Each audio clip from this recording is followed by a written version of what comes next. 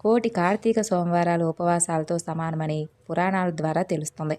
అందుకే ఈరోజు ఉదయం నుండి సాయంత్రం వరకు ఎలాంటి ఆహారం తీసుకోకుండా రాత్రి నక్షత్ర దర్శనం చేసుకున్న తర్వాత భోజనం చేసి ఉపవాసాన్ని విరమించాలి.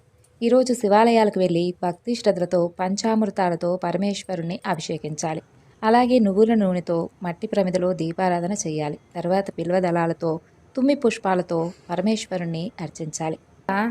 ఇక ఈ రోజున తప్పకుండా సత్యనారాయణ స్వామివారి వ్రతాన్ని ఆచరించిన, స్వామివారి వ్రతకథను చదివినా కూడా అఖండ ఐశ్వర్యాలు సొంతమవుతాయట.